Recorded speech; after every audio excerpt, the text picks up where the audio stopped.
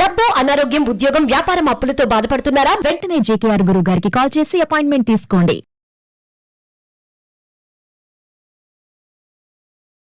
నమస్తే, welcome to Suman TV. ప్రస్తుతం మనతో పాటు కేరళ జ్యోతిష శాస్త్ర నిపుణులు, law of attraction, life and money coach, అంతేకాకుండా హస్త సాముద్రికలో నిపుణులైన, అంతేకాకుండా మనకి పుట్టుమచ్చల శాస్త్రం, ప్రశ్నా శాస్త్రం ద్వారా మనకి జ్యోతిష్యం చెప్తారు బహుముఖ ప్రజ్ఞాశాలి డాక్టర్ బ్రహ్మశ్రీ జేకేఆర్ గురువు గారు ఉన్నారు. వీరితో ఈ రోజు కొన్ని విషయాల గురించి మనం చర్చిద్దాం. నమస్కారం నమస్కారం అమ్మా. గురుగారు, ఒక వ్యక్తి అనుకున్నది సాధించాలన్నా కానీ, లేదంటే ముందుకు వెళ్ళి తన కెరియర్ మంచిగా చేసుకోవాలి అంటే ఆరోగ్యపరంగా కూడా చాలా బాగుండాలి యాక్చువల్ గా. కానీ ఇప్పుడు మనం చూసుకుంటున్నట్లయితే లైఫ్ స్పాన్ మనకి అందరికీ కూడా చాలా తగ్గిపోతూ వస్తుంది. అంటే మన ఫుడ్ హ్యాబిట్స్ కావచ్చు, లేదంటే లైఫ్ స్టైల్ వల్ల కావచ్చు, అందరికి ప్రతి ఒక్కరు కూడా ఏదో ఒక ఆరోగ్య సమస్యతో బాధపడుతూ ఉన్నారు. అవును, అనారోగ్య సమస్యలతో బాధపడుతున్నారు. అయితే ఎలాంటి అనారోగ్య సమస్యలైనా కానీ మనము ఏదన్నా పరిహారాల ద్వారా తీర్చుకునే అవకాశం ఉందని అంటారా? ఉంది తల్లి. ఎలా అంటేనమ్మా, ముందు అసలు అనారోగ్య సమస్యలు ఎందుకు వస్తాయి అనే దాని మీద మనం చర్చిద్దాం. వాస్తవంగా ఒక అనారోగ్య సమస్య వచ్చింది అని అంటే కర్మ సిద్ధాంతం అయితే ఏం చెబుతుందంటేనమ్మా, పూర్వజన్మలో మీరు చేసిన కర్మ యొక్క ప్రతిఫలమే ఈ జన్మలో దీర్ఘకాలిక అనారోగ్య సమస్యలుగా పరిగణలోకి వస్తాయని చెప్తాం కర్మ సిద్ధాంతం. కాసేపు మనం ఏమంటామంటే, కర్మ సిద్ధాంతం మనం చూసామా పెట్టామా ఇలా వెళ్ళే వాళ్ళకైతే అది వర్తించకపోవచ్చు. కానీ వాస్తవానికి ఒక వ్యాధి ఎన్ని మందులు వాడినా తగ్గట్లేదు అంటే ఇప్పుడు సైన్స్ చాలా డెవలప్ అయింది. అనేక మందులు వచ్చినాయి, కనుగొన్నారు ప్రతి వ్యాధికి కూడా. అంటే ఎయిడ్స్ వ్యాధి లాంటి దానికే మందులు వచ్చేసినాయి ఇప్పుడు. అలాంటిది కొంతమందికి మోకాళ్ళ నొప్పులు ఎన్ని ఆపరేషన్లు చేసినా తగ్గవు. ఒకవేళ తాత్కాలికంగా తగ్గినా మళ్ళీ వచ్చేస్తా ఉంటాయి. Correct. Dust allergy, skin allergies ఎన్ని మందులు వాడినా తగ్గవు. డయాబెటీస్, బీపీ, షుగర్, మరి వీటికి ఏం మందులు కనిపించలేదు. అంటే ఆలోచిస్తే ఇవి జీవితాంతం ఎందుకని మనతో ట్రావెల్ చేస్తా ఉన్నాయి, దీనికి ఏంటి అసలు కారణం అని క్వశ్చన్ చేస్తే నీకు కర్మ సిద్ధాంతం అప్పుడు వర్తిస్తుంది. పూర్వజన్మలో నువ్వు చేసుకున్న పాప కర్మల యొక్క ఫలితము అది వడ్డీ రూపంలో, అది అనారోగ్య రూపంలో మనం పట్టి పీడిస్తుంది. పూర్వజన్మలో మనం ఎవరినో ఇబ్బంది పెట్టాం, లేదా అనారోగ్యాలు పాలవటానికి కారణం పూర్వజన్మలో ఎవరికో మనం బాకీ ఉన్నాం, ఎవరినో ఇబ్బంది పెట్టామో లేదా ఇబ్బంది పడ్డామో ఏదైనా కానీ మనం చూడలేదు. కాబట్టి దాని యొక్క ఫలితమే ఈ జన్మలో దీర్ఘకాలిక అనారోగ్య సమస్యలు ఎన్ని మందులు వాడినా తగ్గలేదు అని. అయితే నేనేం చెప్తూ ఉంటానంటే, మా సమస్య వచ్చింది కరెక్టే, మీరు మందులు వాడినా తగ్గట్లేదు కరెక్టే. దానికోసం మీకు తలనొప్పి వస్తూ ఉందమ్మా కంటిన్యూ, లేక ఒక మోకాలు నొప్పి వస్తూ ఉంది. ఎంతసేపు నా మోకాలు నొప్పి తగ్గలేదు, నా తలనొప్పి తగ్గలేదు అంటూ జీవితాన్ని గడిపితే ఉన్నంత కాలము మీరు ఆనందంగా బతకనట్టే కదా. ఓకే, నొప్పి మీ మనసుకా, మీ కాలుకా, మీ తలక అంటే కాలుకి తలకే, మనసుకు కాదు. ఇదేంటి సార్, మరి ఇక్కడ నొప్పి వస్తే మనసుకు నొప్పి వస్తుందిగా. మనసుకు నొప్పి వచ్చేటట్టు మీరు చేసుకుంటున్నారమ్మా, నొప్పి కాలుకే. నొప్పి కాలుకే, కానీ ఆ బాధను తట్టుకోలేక మనస్సును కూడా బాధ పెడుతున్నాం. ఎప్పుడైతే మనసులో పదే పదే నా కాలు నొప్పి తగ్గదు, నా కర్మింతే అని మీరు భావిస్తున్నారో ఇంకా జీవితంలో తగ్గేదే ఉండదు. మీరు ఒక చిన్న ఉదాహరణ దానికి చెప్పొచ్చమ్మా. మీకు కాలు నొప్పి బాగా ఉంది, లేక హెడేక్ బాగా ఉంది. ఈ లోపు మీకు నచ్చిన హీరో ఓ సినిమా టీవీలో వస్తాం, అప్పుడు దాకా అమ్మో నాయనో అంటా ఉన్నారు, ఆ టీవీలో సినిమా చూస్తా ఉన్నారు. ఈ అరగంట గంట మంచి సన్నివేశం వచ్చింది, దాంట్లో మీకు బాగా మనసుకు నచ్చిన సన్నివేశం. ఈ నొప్పి మర్చిపోతారు మీరు, ఈ తలనొప్పి మర్చిపోతారు. ఎందుకు? మీ ధ్యాస అంతా కూడా సినిమా మీదకి వెళ్ళింది, అప్పుడు జరుగుతున్న సన్నివేశాల మీదకి వెళ్ళిపోయి.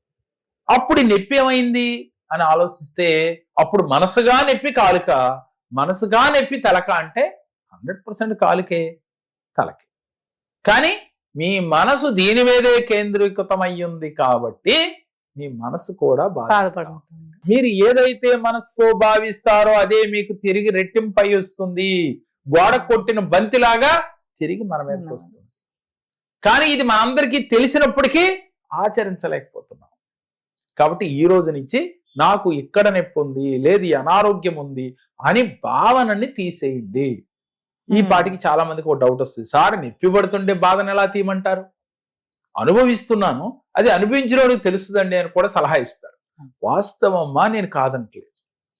నొప్పే బాధే కాదనట్లేదు. కానీ దాని నుంచి మనం ఎస్కేప్ అవ్వాలనే మార్గం కోసం మీరు ముందు ఈ ప్రయత్నం చేయండి.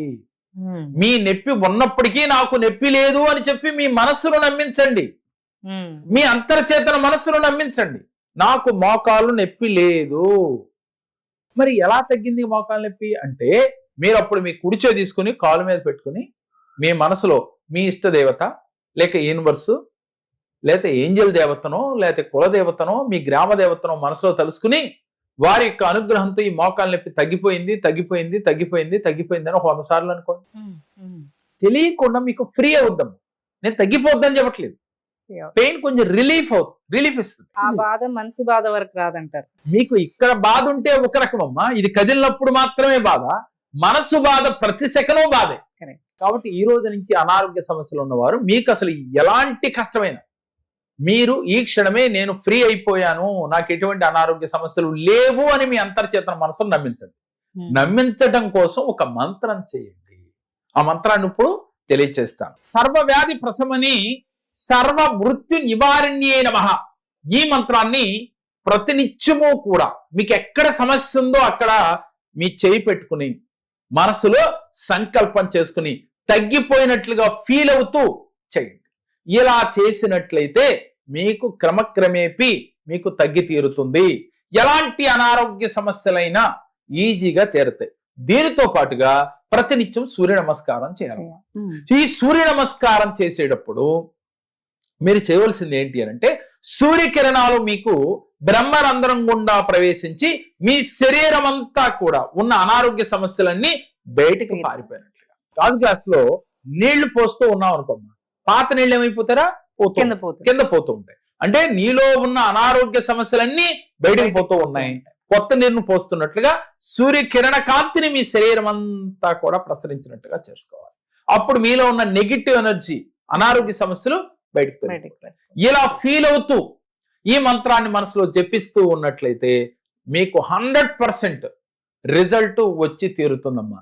దీనితో పాటుగా ఇంకొక మెడిటేషన్ ఉందిరా. రాత్రి పూట 10 గంటల తర్వాత తెల్లవారుజామున 4 నుంచి 6 లోపుగా ఈ 2 సమయాల్లో చేయాలి. ప్రతినిత్యం మనసులో కూర్చుని మనసుని మీ ఆధీనంలో తెచ్చుకుని తూర్పు ముఖంగా తిరిగి ఒక గోల్డెన్ బాల్ మీ బ్రహ్మరంధ్రం గుండా ప్రవేశించి మీ శరీరం అంతా కూడా ప్రసరించినట్లుగా, అంటే ఒక వెలుగు, గోల్డెన్ వెలుగుని మీ శరీరంలో ప్రసరించినట్లుగా, అణువణువు కూడా మీ శరీరం అంతా ప్రసరించినట్లుగా ఫీల్ అవ్వాలి. ఇలా ఎంతసేపు ఫీల్ అవ్వాలి? 10 నిమిషాలు, 5 నిమిషాలు, మీ ఇష్టం, మీ అవకాశం ఉన్నంతసేపు ఫీల్ అవుతూ ఎవరైతే చేస్తారో ఇలా క్రమం తప్పకుండా ఒక 108 రోజులు మీ అనారోగ్య సమస్యను బట్టి మీరు మందులు వాడుకుంటూ ఇది చేయటం వల్ల మీ అనారోగ్య సమస్య ఈజీగా క్లియర్ అవుతుంది.